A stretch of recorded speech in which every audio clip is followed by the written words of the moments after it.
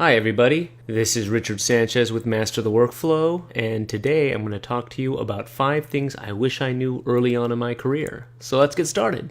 The first thing I want to talk to you about is editorial is very insular.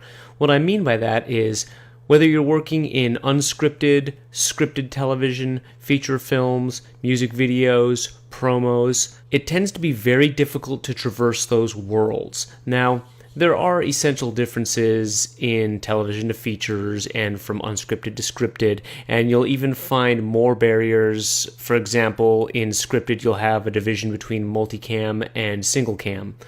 Now, despite these differences, these barriers can be overcome. I started in reality, worked in scripted both multicam and single cam, and now work in features. It's not terribly easy, but it can be done.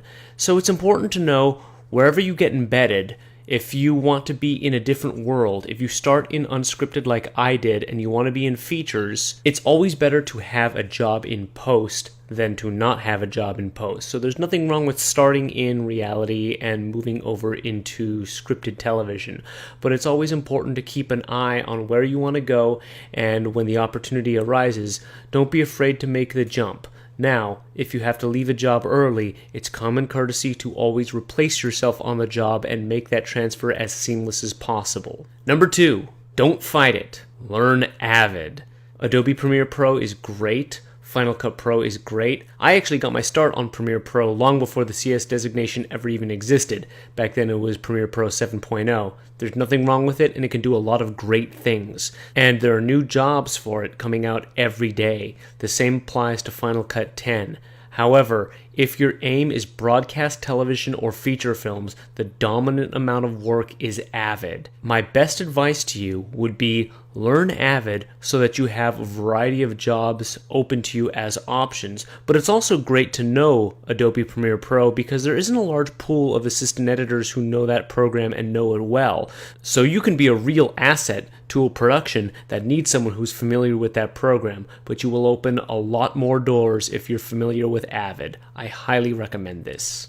Number 3, a mantra that an editor once told me is a mistake is only a mistake if it goes out that way. And what I mean by that is if you catch something before you turn it over to a vendor, it might be a little embarrassing to admit you made a mistake, but if you turn it over to the vendor wrong, it might be expensive to fix that. So always triple check before you send it out. Now, mistakes are inevitable and they're going to happen, but if you can be on top of those and minimize those, you'll save yourself a lot of trouble and potentially embarrassment. And again, as long as it's in-house, it's not a mistake until it goes out. To that effect, that brings us to point number 4. Always own your mistakes. Nobody wants to hear, "That wasn't my fault." Our job descriptions make it pretty obvious whose responsibility any given mistake was. If you make a mistake, own it. People will respect you for taking responsibility for that. Now, don't make too many mistakes, because that's a problem too. And also, let your superiors know about your intent to not make the same mistake again. I apologize, I'll fix that, I won't do this in the future, and you move on. Number 5, go beyond the NLE.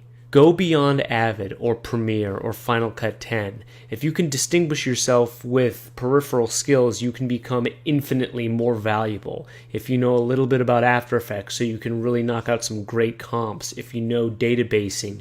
I know some assistant editors who are great at writing scripts and custom apps. These make them incredibly valuable. Those are the kind of things that will really distinguish yourself as an assistant editor. And here's a little bonus hint. Never, ever stop learning. Technology changes very quickly, processes change, there's always something to refine, there's always a new program that can make your life easier, and the easier and more efficient you can make the work, the more valuable you become to the production and to your editor. I hope you like this, and I look forward to our next lesson with Master the Workflow. I'm Richard Sanchez. Talk to you soon.